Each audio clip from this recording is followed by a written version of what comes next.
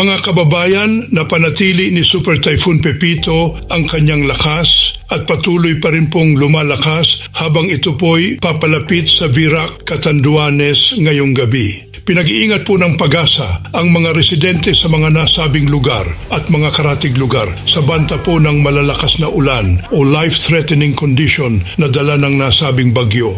Inuulit ko po mga kababayan, maghanda na po kayo sa mga nasabing lugar sa paglandfall po ni Super Typhoon Pepito dahil hindi po biro ang kanyang lakas mga kababayan. Huli pong namataan ang Super Typhoon Pepito sa layong 120 kilometers sa east of Virac, Catanduanes. Kaninang hapon pa po yan mga kababayan. Sa kasalukuyan o sa oras po ngayon mga kababayan, baka po nananalasa na ang Super Typhoon Pepito sa Virac, Catanduanes. Taglay po nito ang lakas ng hangin na aabot sa 195 kilometers per hour. Malapit po yan sa kanyang mata. At may pagbugsong aabot po sa 240 kilometers per hour. Kaya po mga kababayan, paalaala ng PAGASA sa ating lahat mga kababayan. Maging alerto, maghanda sa mga banta ng malalakas na ulan, lalo na po sa banta ng pagbaha o pagguho ng lupa. Dahil ayon po sa PAGASA sa kasalukuyan, itinaas na po sa signal number 5 ang lakas ni Super Typhoon Pepito. Hindi po biro ito mga kababayan.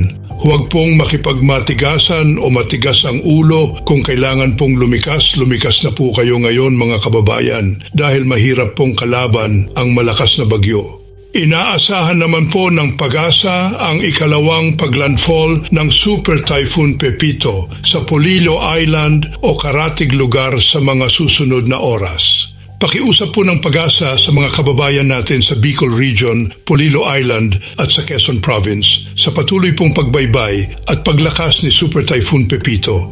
Dahil po sa banta ng ikalawang paglandfall ng Super Typhoon Pepito sa mga nasabing lugar, kaya maghanda na po kayo mga kababayan. Narito po ang ating weather update mula po sa Weather Bureau ng PAGASA. Pakinggan nyo mabuti mga kababayan, mag-ingat po kayo at maraming salamat po. Si Super Typhoon Pepito na as of our latest analysis, huling nakita siya sa layong 120 kilometers, silangan huyan ng Virac, Catanduanes. So kung tutuusin, halos malapit na po ito sa kalupaan. Yung rain bands o outer part nitong bagyo ay nakakaapekto na ngayon sa malaking bahagi ng Bicol Region at ng Eastern Visayas. Taglay pa rin ito ang lakas ng hangin umaabot sa 195 kilometers per hour near the center at gustiness o yung pagbugso ng hangin umaabot po sa 240 kilometers per hour. So kung mapapansin natin yung kanyang strength, napakalakas po, 195 kilometers per hour. Mapaminsala itong bagyong ito kaya nga't nasa super typhoon category at base po sa ating signal, yung latest na signal na pinalabas po natin, signal number 5 na ngayon dito po sa Catanduanes maging sa northeastern portion ng Camarines Sur. Habang signal number 4 dito sa Camarines Norte, northern and southeastern portion ng Camarines Sur at northeastern portion ng Albay. Uulitin lamang po natin signal number 5 sa Catanduanes at northeastern portion ng Camarines Sur. So meron tayong extreme threat to life and property due to Super Typhoon Pepito. Habang dito sa signal number 4, significant to severe threat to life and property. So, balikan lamang po natin itong radar image na nakuha po natin sa ating Doppler radars at nakita nga po natin yung rain bands nitong bagyo ay nakalapat na o nakakaapekto na sa Bicol Region and some parts of Eastern Visayas. Ito yung kanyang sentro po. So, approaching po ito sa landmass at nakikita natin papalapit ito sa Catanduanes. Sa atin pong forecast, possible po na between 8 p.m. to 11 p.m. tonight ang landfall scenario, pero meron din pong increasing chance na ito pong mata ay bahagyang umakyat ng bahagya at hindi po siya totally lumapat sa landmass. But nevertheless, yung effect po niya dito sa Catanduanes, sa Camarines Sur, Albay, Sorsogon, sa halos buong Bicolandia ay same lang o pareho lang ang effect whether lumapat po siya totally sa Catanduanes o maglandfall o hindi po at tumaas po ng bahagya. So again, reminder po, same lang po yung kanyang effect dahil yung eyewall ng bagyong si Super Typhoon Pepito, pwedeng maranasan po yan sa Catanduanes at ilang bahagi ng Camarines Sur, Albay at sa mga dadaanan pa po nitong bagyo.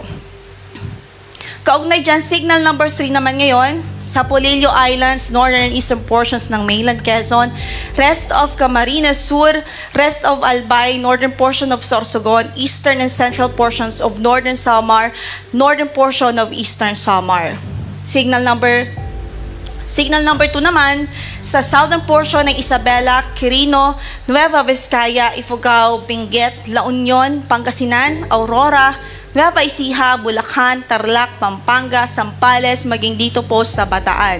At signal number 2 din sa Metro Manila, Cavite, Rizal, rest of Quezon, Laguna, Marinduque, rest of Sorsogon, Burias Islands, Antigua Island, central portion of eastern Samar, northern portion of Samar, and rest of northern Samar. So, paalala lang din po natin, baka may nagtatakang mga kababayan natin na signal number 2 ngayon pero maaliwalas yung panahon, halos walang nararamdamang sama ng panahon.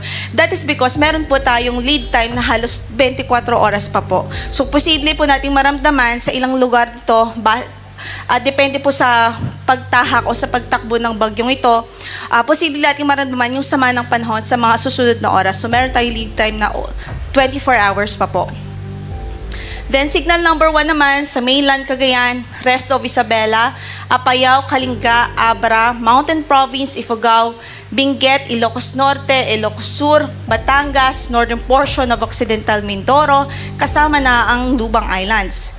Signal number 1 din sa northern portion ng Oriental Mindoro, Romblon, rest of Masbate, rest of eastern Samar, rest of Samar, Biliran, northern and central portions ng Leyte, northeastern portion ng southern Leyte, northernmost portion ng Cebu kasama na ang Bantayan Islands, northernmost portion ng Iloilo, northern portion ng Dinagat Islands. Then signal number 1 din po sa natitirang bahagi pa ng eastern Samar, rest of Samar, Biliran, Biliran, northern and central portions of Leyte, northeastern portion of southern Leyte, northernmost portion of Cebu kasama ng Bantayan Islands, northernmost portion of Iloilo at northern portion ng Dinagat Islands.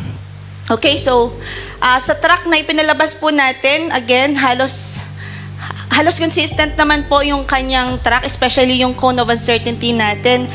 Lumiliit po siya as time goes by. Pero nakikita nga po natin sa cone of uncertainty, posibleng Catanduanes ang landfall area or dito din po sa northern part ng Catanduanes, pwede din pong dumuan dyan ang sentro.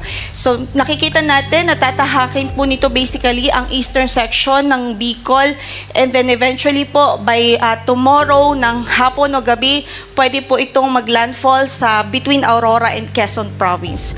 At tuluyan po nitong tatahakin o magko-cross at magtatraverse sa landmass natin dito sa Central at sa Northern Luzon base sa ating latest track. Yan muna ang ating weather update sa ngayon. Maraming salamat sa DOST Pagasa sa pagbabahagi ng kanilang mahahalagang insight sa ating panahon. Mabuhay ang Pilipinas!